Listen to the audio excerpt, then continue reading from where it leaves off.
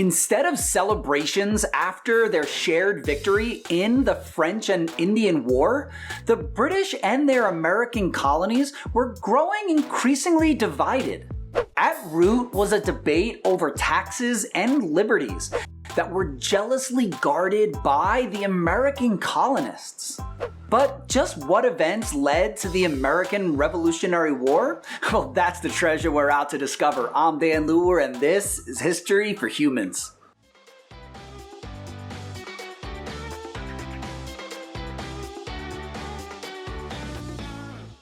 And before we get going, I just want to remind teachers and homeschool parents that there are lesson plans and resources that go with this episode on my website, historyforhumans.com. Now, our exploration question for today's episode is, what events led the colonies to unite together and to the outbreak of war between the British and the colonies? So with that as our focus, umbrellas out because I got some history to rain upon you. The French and Indian War ended in 1763, and with it ended the long-standing British policy of salutary neglect. You see, for 150 years, the British largely ignored or neglected their North American colonies, but it was actually a beneficial or salutary neglect because it gave them the independence to largely rule themselves without much interference. But after 1763, this changed, starting with the Proclamation of 1763, which was covered in our last video, so you can check that out, and then with the levying of taxes to pay for the huge debt that Britain accrued during the war. First was the Sugar Act, but things really got heated with the Stamp Act. In March of 1765, Parliament passed the Stamp Act, the first direct tax on the colonies. Every legal and many commercial documents like deeds, wills, contracts, even newspapers and playing cards. Though the tax seemed modest and fair to King George III and Parliament, to most colonists it was unacceptable. Howling protests erupted with denunciations of the hated tax.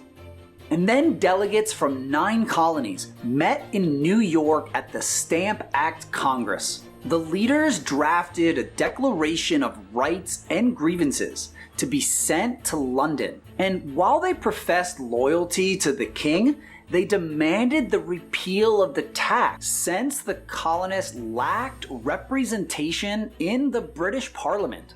Their argument was simple: no taxation without representation. And though only 9 of the 13 colonies sent delegates, this was still an important step towards intercolonial unity. Unity they would later need when protests turned to rebellion and rebellion turned to revolution. The Stamp Act Congress also led to widespread boycotts of British goods. Secret societies known as the Sons of Liberty began forming throughout the colonies, and they enforced the boycotts often with violent means. They harassed their opponents and destroyed property and even tarred and feathered government officials and tax collectors. Meanwhile, the Daughters of Liberty, groups of patriotic women, supported the boycotts by spinning American-made clothing to replace the British goods being boycotted. And the boycotts worked because the Stamp Act was repealed. Celebrations commenced in the colonies, but Parliament still maintained their absolute right to tax the colonies. And wouldn't you know it, they did. In 1767, Parliament passed the Townshend Acts, taxing imported goods like glass, paper, and their precious tea. These taxes had the predictable results. The Sons and Daughters of Liberty sprung into action, boycotts and protests once again ensued. Tensions rose, especially in Boston, a city home to some of the most fiery rebels in America. So 4 British regiments were sent into the city to keep order and ensure compliance with the Townshend Acts. Many felt the city was under siege. And then, on the cold, snow-swept night of March 5th, a crowd of 60 descended upon a group of British troops. The mob began hurling ice balls and stones until, in the chaos, the redcoats began firing at the threatening crowd. When the smoke cleared, 5 Bostonians lay dead, and several others were injured in what colonists termed the Boston Massacre. Crispus Attucks, a former slave who was half black and half Indian, was the first patriot to die that night, and many consider him the first casualty of the American Revolution, a martyr for American liberty. The massacre fueled even greater resentment towards the British, and Parliament was about to find out just how seriously the colonists took matters of tea and taxes. Once again, Parliament was forced to repeal the Townshend Acts, but the tea tax remained. Then Parliament passed the Tea Act, which gave the British East India Company a monopoly to sell tea in the colonies. But it actually ended up making tea much cheaper despite the tax the colonists would have to pay. The colonists, though, were not having it. Cheaper tea? How dare you? To accept the tax, even if it saved them money, was signing on to their own slavery. To them, it was that dire. And also ironic, considering some of the fiercest rebels held actual slaves in actual bondage. But when 3 boats loaded with tea arrived in Boston Harbor, a showdown surfaced. On December 16, 1773, a group of men, many from the Sons of Liberty, disguised as Mohawk Indians, boarded the ships, took hatchets to the chests, and dumped all the tea aboard into the harbor.